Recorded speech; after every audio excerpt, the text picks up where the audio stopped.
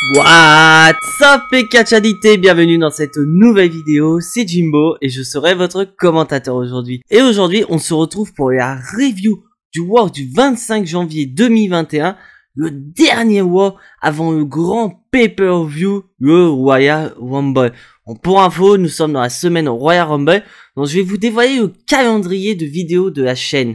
Donc demain, vous allez avoir une simulation Royal Rumble masculin comme j'ai fait la semaine dernière pour les femmes. Vous allez avoir jeudi le Jimbo Gnostic qui est prono de Jimbo pour le Royal Rumble. Vous allez avoir la review de SmackDown. Et dimanche, une petite vidéo surprise. Voilà, je me réserve les petits droits. Et on se retrouvera sur les lives. Donc jeudi sur le petit live habituel. Et on se retrouvera dimanche à 1 h du matin heure française pour un live réaction Royal Rumble. Donc, je sens que ce programme va être très chargé cette semaine en tout cas. Mais sur ce, place au show. Bon, est-ce que vous avez aimé ce dernier WoW avant le Royal Rumble? Bah, moi dans l'ensemble, j'y ai trouvé très moyen. Parce que voilà, on avait beaucoup d'interrogations, énormément de matchs annoncés d'ailleurs, et beaucoup d'interactions, dont notamment le face-à-face Goldberg contre Drew McIntyre. Donc on se dit putain, qu'est-ce qui va se passer entre les deux? Nous avons un match de championnat, Asuka qui défend enfin son titre contre ma chouchou Alexa Bliss. Donc tu te dis bon, est-ce que Orton va pointer le bout de son nez et se venger d'Alexa Bliss, ou on allons avoir le retour du côté sombre, du côté obscur d'Alexa Bliss? Bah on verra ça dans le show. Et on commence par notre champion de la WWE, Drew McIntyre, qui avait annoncé son retour, parce que pour ceux qui ne savaient pas, Drew McIntyre a été mis en quarantaine parce que malheureusement notre champion de la WWE avait contracté le Covid-19. Et donc Drew McIntyre nous rappelle que voilà, il est heureux d'être là, il nous dit voilà les symptômes qu'il a eu, que cette période était très dure, mais que maintenant il est prêt à péter la gueule de Goldberg. Et là il nous dit que Goldberg, il a beau être vieux, c'est un adversaire voilà qu'il ne faut pas prendre à la légère. Car en effet, ce mec a une centaine de victoires, donc il rappelle sa streak légendaire à la WCW, que Goldberg a battu Hulk Hogan pour devenir champion du monde, qui a battu The Rock. Donc Goldberg, faut faire attention. Et il nous dit que voilà, il y a tout fort de Goldberg, ce sont ses retours. Parce qu'en effet, il te dit, à chaque fois qu'il revient, il défie les champions et il est bas. Malheureusement, il a réveillé la paix, parce que voilà, il a battu Kevin Owens en 2017, l'année dernière il s'est tapé The Fiend. Mais Drew McIntyre est motivé. Il est motivé à détruire cette série de Goldberg et de le battre. Et d'un coup, nous avons la musique de The Miz accompagnée par John Morrison. Et The Miz, voilà, il rappelle à Drew McIntyre, voilà, j'ai ma Money in the Bank, t'as une épée de Damoclès au-dessus de la tête, mais Goldberg ne fait pas exception, car si Goldberg te bat, lui aussi a une épée de Damoclès au-dessus de la tête. Donc aucun des deux ne peuvent partir du Royal Rumble sans avoir le titre en poche. Le Miz peut très bien cacher une sabaette et gagner le match. Et là d'un coup nous avons Goldberg. Goldberg qui arrive et qui dit Drew McIntyre t'es prochain. Et là tu vois le face à face et le Miz en arrière-plan qui dit allez-y tapez-vous dans la gueule et tout, parce que pour lui c'est bénef. Si McIntyre et Goldberg se tapent sur la gueule maintenant avant le Rumble, bah lui il peut peut-être cash in. Maintenant, ça s'est pas passé comme prévu, car en effet, Goldberg et Drew McIntyre se sont mis d'accord, voilà, pour exploser la gueule du Miz et John Morrison. Il est pauvre, le Miz qui s'est pris un spear, John Morrison qui s'est pris un Claymore kick, il est pauvre quoi. Mais voilà, franchement, je suis pas vraiment hypé. Et tu te dis, putain, on est à l'approche du Royal Rumble, c'est ce dimanche-là. D'ailleurs, on a appris que WWE avait vendu son network à NBC, donc une chaîne américaine. Donc pour info les amis, on ne risque rien, nous Français, mais c'est surtout aux États-Unis. Car aux États-Unis, ils vont payer 4,99$, donc j'allais dire 5$, pour pas avoir de pub, et 10$ sans pub. Donc pour le moment, nous, on n'est pas touchés. Mais tu te dis, putain, WWE se sont encaissés une belle pépette, parce que je crois que ça monte à pratiquement 1 milliard de dollars de transactions. Donc tu te dis, waouh! Mais après, voilà, ça commence aux États-Unis, donc qui sait, peut-être que nous, en Europe, on va peut-être avoir le problème. Et là, on passe à un match. C'est n'importe quoi. Car on commence par, voilà, Shayna Baszler contre Charlotte Flair. Donc là, tu te dis, voilà, Charlotte Flair, Shayna Baszler, c'est une affiche de WrestleMania. Tu te dis, bon, ils vont peut-être nous faire un beau match. Le match a duré quelques secondes. Car en effet, Charlotte a voulu porter sa prise en 4 dès le début. Et nous avons Nia Jax qui intervient, donc qui fait sa descente de la cuisse sur Charlotte Flair, donc qui siffle donc une disqualification. Et nous avons une bagarre, voilà. Nous avons Mandy Rose et Dana Brooke qui arrivent, mais pas d'Asuka.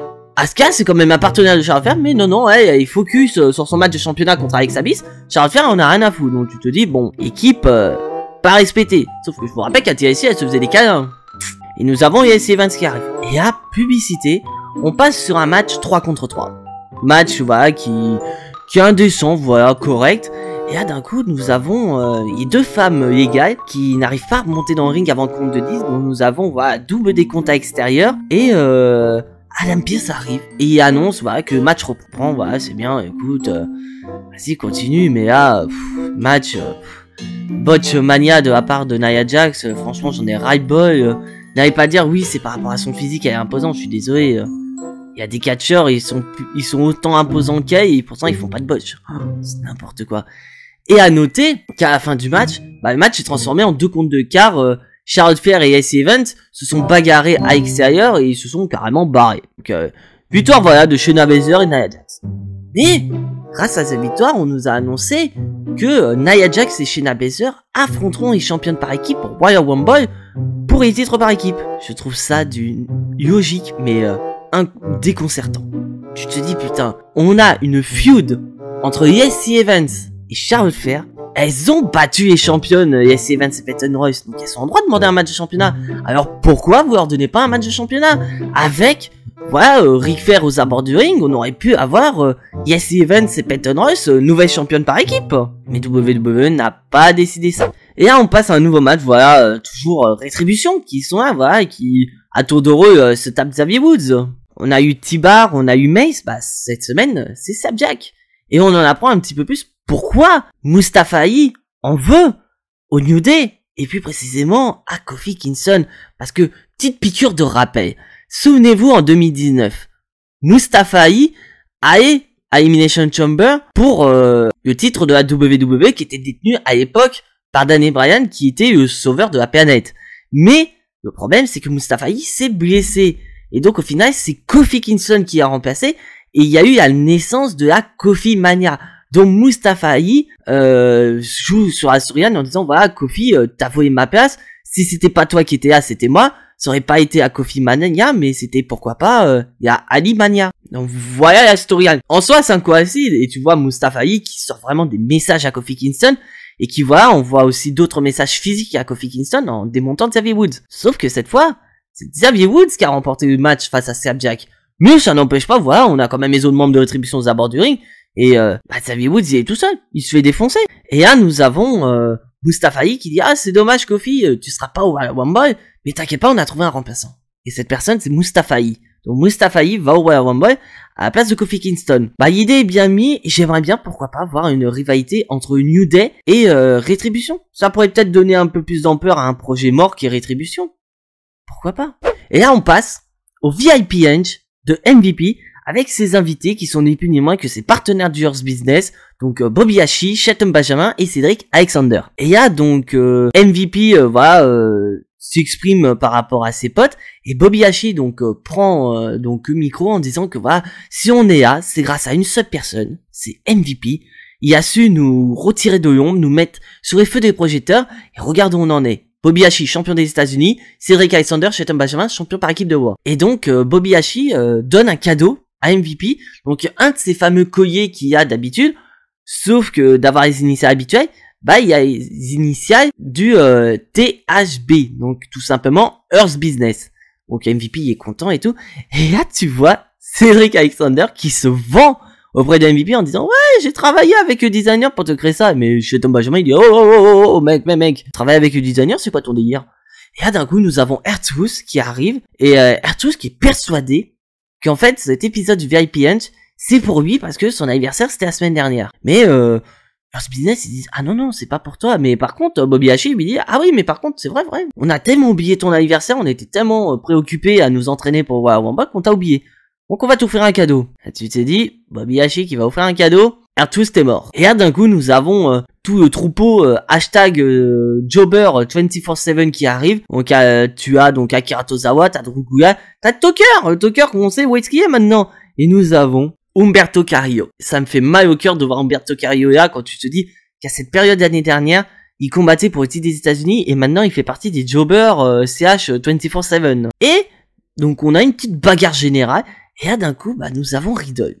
Riddle qui en profite, qui attaque MVP dans le dos parce que pour rappel, Riddle aura un gauntlet match donc contre les 3 membres du Horse Big Ace, donc MVP, Shelton Benjamin et Cedric Alexander. Et s'il bat les 3, il obtient un match de championnat pour le titre des États-Unis de Bobby Lashley. Qui s'est peut-être dit, je vais peut-être attaquer MVP pour pouvoir avoir un petit avantage sur lui pour le gauntlet match. Est-ce que ça va payer cette attaque? On verra ça plus tard. Nouveau match. On a Sheamus contre John Morrison. Moi qui suis de la génération Catch Attack, tu vois John Morrison et Sheamus combat, tu te dis putain t'es rajeuni 10 ans. Et moi c'est ce qui est arrivé. Et c'est un match tout à fait correct qui se concrétise par une victoire de Sheamus. Sheamus qui gagne et Miz prend le micro en disant voilà, hey, tu te prépares pour Royal Rumble, pourquoi pas nous affronter tous les deux. En gros, faire un match handicap. Sheamus accepte. Donc on enchaîne aussitôt sur un match handicap avec Miz et Morrison contre Sheamus. Et tu te dis putain Sheamus il s'est quand même bien débrouillé, il savait beau être 2 contre lui, Sheamus a quand même eu des moments où il a quand même bien géré. Mais bon, faut pas oublier, ils sont 2, il est tout seul. Donc bien sûr, c'est normal, c'est Miz et Morrison qui emportent parce que Sheamus qui s'occupe de Morrison, Miz opportuniste qui est, Skull Crushing Finale sur Sheamus, tombé final, rien d'autre à dire. Et là tu t'arrêtes un peu en backstage où tu vois Jesse Evans et Ric Flair qui sont un peu en train de s'entraîner à faire quelques prises et là tu vois Charlotte estomaquée en disant putain qu'est-ce qui se passe entre les deux. Donc Charlotte qui démonte son père en disant tu dépensais l'argent pour tout le monde mais pour ta famille c'est pas possible. Il lui dit j'étais tout le temps protégé et regarde comment tu me remercies, t'es passé vraiment d'une légende à un vieillard. Et là Jesse Evans qui tabasse Charlotte Flair et ça se termine comme ça. Et là comme je redis, putain pourquoi vous donnez pas un match de championnat à Jesse Evans et Peyton Royce? On a une rivalité qui se construit là entre Charlotte Flair et Jesse Evans. Alors pourquoi ne pas leur donner ce match de championnat? En plus t'as Ric Flair aux abords du ring.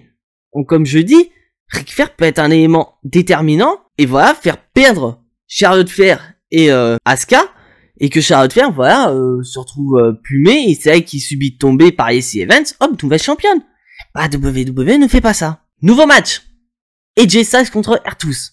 Pourquoi on a ce match? Petit kick-off. C'est que tout simplement, R-Truth a croisé Adam Pearce et il dit ouais je suis content, je suis dans le Money in the Bank match et je vais gagner. Sauf qu'AJ Styles arrive et dit mec tu veux surtout parler du Royal Rumble match. Et donc AJ Styles se dit tiens, t'es pas dans Rumble match, mais je peux te donner une opportunité. Si tu me bats, tu gagnes ton opportunité pour Royal Rumble. Adam Pearce qui est d'accord.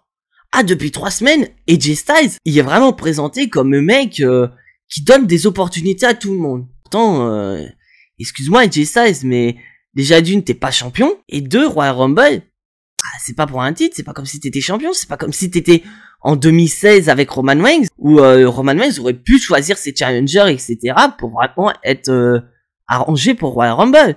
Et là, t'es rien. À moins, t'as peut-être une idée derrière la tête où tu te dis, tiens, je vais choisir mes participants, du Royal Rumble, comme ça je serai favori, comme ça je pourrais gagner Rumble. Je sais pas si c'est ton idée. Mais le match, j'ai trouvé correct. Parce que bien qu'Onobi Kertus est marrant dans son rôle de champion 24/7, il reste quand même un catcheur correct. Et tu vois, contre AJ Styles, j'ai bien aimé. Mais bon, Onobi vite fait, c'est un match simple, petit au 24/7, même pas défendu. Pourtant, t'es un arbitre. Mais là, le petit 24/7, on s'en bat les couilles total, quoi. Moi, personnellement, j'en ai rien à cirer de ce titre. Voir des jobbers courir sur R-Truth et à des matchs, même pas pour le titre 24/7, quoi. Mais quand même, un match qui se concrétise par une victoire d'AJ Styles. Donc AJ Styles empêche R-Truth d'aller au Rumble. Pour R-Truth, on passe un petit segment, un petit Alexa Playground, où on revoit les vidéos des rivalités contre Randy Orton, donc fameux Kamehameha sur Randy Orton, le match qu'il y a eu la semaine dernière entre Asuka et Alexa Bliss, où Alexa Bliss a dit a pris tellement de plaisir à lancer cette boule de feu sur Randy Orton, de voir le visage de Randy Orton ainsi, et elle va même jusqu'à dire que Randy Orton il est plus beau maintenant que quand il était pas brûlé. Et là elle nous dit que y a un match ce soir et que elle aura la chance d'avoir un nouveau jouet brillant et qu'elle sera heureuse de montrer ce nouveau jouet à The Fiend quand ce dernier reviendra. Est-ce que au Royal Rumble, The Fiend va venir? J'aimerais trop. On passe au Gauntlet match. Donc là, on a Riddle, et le premier qui va commencer, c'est Shelton Benjamin. Et là, j'ai pas compris. Nous avons toujours, voilà, des dissensions entre Cedric Alexander et Shelton Benjamin, donc on se demandait de quelle manière ça va se concrétiser. Et bah, nous avons à un moment donné, Shelton Benjamin, qui fait voilà, un tombé sur Riddle, donc on a 4, 5, 6 le compte, mais Cedric Alexander a distrait l'arbitre de manière involontaire. Donc au final, il n'y a pas eu de tombée. Et là, donc, petite dissension entre Cedric Alexander et Shelton Benjamin, ce qui permet à Riddle d'utiliser la prise la plus imparable de l'histoire à l'heure actuelle à la WWE, le roll-up. Il fait un roll-up sur Shelton Benjamin, victoire. MVP est le deuxième. Donc toujours des dissensions entre Cedric Alexander et Shelton Benjamin. Donc MVP tente voilà, de calmer le truc, sauf que Riddle est derrière. Et le match a commencé. Donc Riddle en profite et il va attaquer la jambe blessée de MVP. Il faut pas oublier que Riddle a attaqué MVP pendant le VIP Match. Et bah ça s'est concrétisé, même pas 30 secondes, victoire de Riddle. Donc il en reste plus qu'un, il reste plus que Cedric Alexander. Et je te dis pas, ce match, j'ai trouvé excellent franchement. Et là tu vois aux abords du ring MVP et Shelton Benjamin qui sont dégoûtés de se faire battre aussi facilement par Riddle. Et de voir que Cedric Alexander, mais vraiment, des bâtons dans les roues de Riddle. Mais ça n'empêche pas, voilà, que Riddle remporte le match, donc remporte le Gauntlet match, et obtient en même temps l'opportunité d'un match de championnat pour le titre des États-Unis de Bobby Lashley. Mais il n'a pas pu célébrer pour longtemps, parce que Bobby Lashley est arrivé par derrière, Full Nelson, et c'est terminé. Donc, quand est-ce qu'il y aura eu ce match? On sait pas. Peut-être au Royal Rumble? Tiens, on va leur donner kick-off. Pourquoi pas? Titre des États-Unis, kick-off, c'est une grande histoire. Et là, on passe en coulisses. Parce que oui, j'ai oublié de vous dire, mais WWE nous a annoncé le retour de Edge. Edge qui va nous faire une annonce. Et donc, Edge explique que voilà, 2020, ça a été terrible pour tout le monde. Et que voilà, si on a un rêve, il faut se battre pour obtenir. Et que rien n'est garanti. Le lendemain n'est pas garanti. Et il nous explique que voilà, il y a 10 ans, après WrestleMania, il y avait tout. Il y avait une carrière, il y avait un titre de champion du monde. Et en une semaine, il a tout perdu. Obligé de prendre sa retraite, abandonner son titre de champion, il dit voilà, c'était très dur pour lui. Et que à Backlash, voilà, il a affronté Randy Orton dans le plus grand match de tous les temps, mais il s'est déchiré le triceps. Donc il s'est bagarré et tout pour revenir, et il nous annonce officiellement sa participation pour le Royal Rumble match. Parce qu'il a envie de remporter le Royal Rumble match pour la deuxième fois de sa carrière après 2010, retourner dans un main event de WrestleMania, parce que pour lui, voilà, chaque instant compte. Il se dit voilà, aujourd'hui j'ai ça, demain j'y ai peut-être plus. On va, grosso modo, Edge se bat pour jour au jour. Franchement, je suis assez mitigé sur cette annonce. Parce que je suis content que Edge soit dans Royal Rumble match, mais j'aurais tellement voulu qu'à WWE nous garde vraiment ce retour jusqu'au bout, que ce soit un retour surprise. Parce que là, ça fait un retour possible gâché, quoi. Donc après, je pense que WWE n'ont pas voulu faire un remake de l'année dernière, où voilà, Edge de retour surprise en 2 ans. Je sais pas. Mais franchement, j'aurais tellement voulu que WWE garde cette surprise jusqu'au bout, et qu'on ait vraiment Edge qui arrive et tout, avec un Randy Orton totalement décomposé, car il a oublié Edge, car Orton est focus sur The Fiend, mais qui oublie voilà qu'il y a quand même Edge à côté. Edge, voilà, soit c'est lui qui élimine, ou Orton se retrouve en sandwich avec Edge d'un côté, The Fiend de l'autre. J'aurais tellement voulu ça, mais là, on aura peut-être ça, mais ce sera pas la même aura qu'on a eu l'année dernière avec le retour de Edge, franchement, ou encore en 2010, quand Edge a fait son retour et que Chris Jericho, qui avait envoyé presque à la retraite, était en visage totalement décomposé. Donc c'est ça le problème.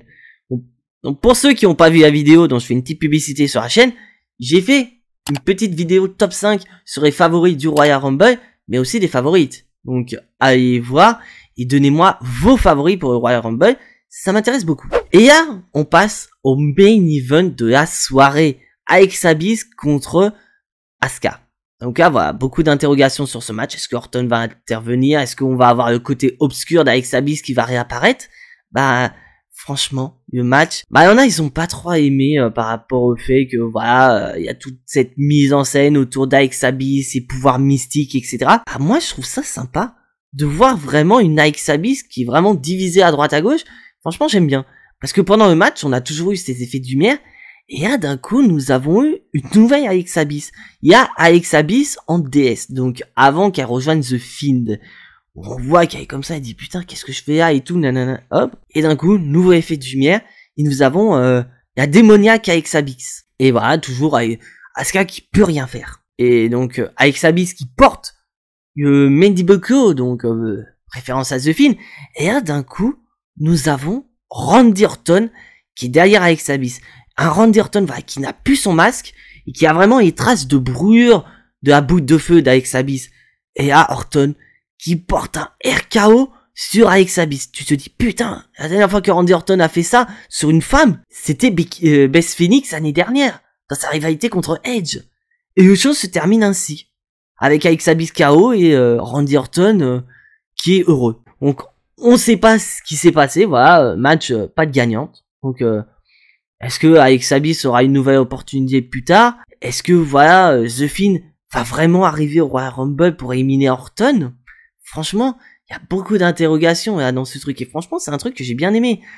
De voir que Orton, bah, il essaie, voilà, d'attaquer The Fiend de part et d'autre. De se dire, putain, bah, c'est Alex Abyss maintenant qui accueille l'esprit de The Fiend par l'intermédiaire de son personnage ténébreux. On se dire, voilà, si j'attaque Alex Abyss des ténèbres, je vais attaquer The Fiend, parce que vu qu'il possède son corps. Et là, franchement, j'ai assez bien aimé. Et là, donc, on va passer au flop de la soirée. Bah, flop de la soirée, je vais dire les femmes, mais je vais vraiment mettre les femmes du début. Donc, c'est-à-dire vraiment notre double trio, donc Charlotte Flair, Mandy Rose, Dana Brooke, Nia Jax, Shayna Baszler et Lacey Evans. Parce que comme je l'ai dit, franchement, ils nous ont fait 3 matchs. Il y a aucune cohérence. On nous dit que Nia Jax et Shayna Baszler affronteront les championnes, alors qu'on a une rivalité entre Lacey Evans et Charlotte Flair. Pourquoi pas en mettre un match de championnat pour le Royal Rumble? Ça aurait pu être sympa. Non, WWE qui fait pas ça. Et tu vois vraiment que Charlotte Flair, elle a beau être championne par équipe avec Asuka, mais Asuka, on a rien à foutre. Oh là là, elle va pas aider. Bon, après, je dis ça, Peyton Royce, c'est pareil, parce que Peyton Royce n'était pas là pour Lacey Evans. Ok. Et là, je vais passer au top.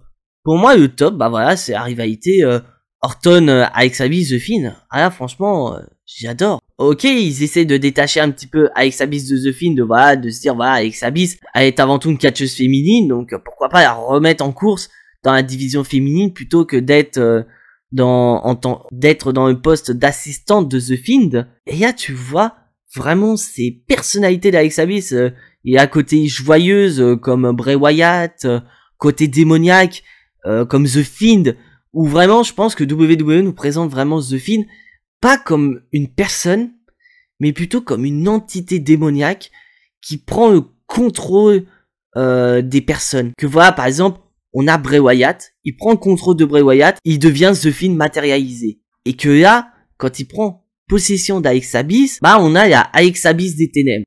Donc tu te dis, et à WWE, ils nous font un truc génial. De se dire, voilà, Orton a peut-être brouillé au corps de The Fiend, mais son esprit est indestructible. Et que Orton attaque Alex Abyss des ténèbres, bah pour moi il y a du sens de se dire, voilà, pour lui, Alex Abyss des ténèbres, c'est The Fiend qui a pris possession d'Alex Abyss, bah je vais attaquer à ce moment-là. Se dire, voilà, bah ce Fiend n'est peut-être pas si intouchable que ça. Et franchement, j'adore.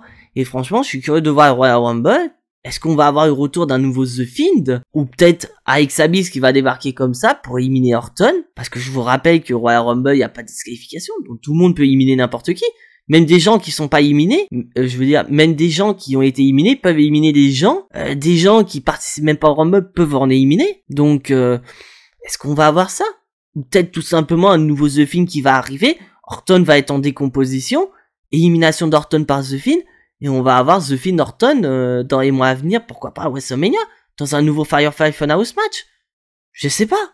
Franchement, je suis impatient de voir cette rivalité évoluer dans le court terme.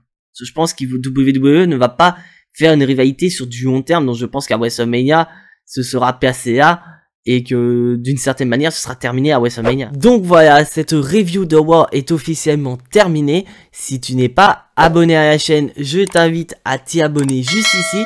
Activez la petite cloche pour être notifié des prochaines vidéos et surtout lâchez un maximum de pouces bleus qui fait plaisir à la chaîne.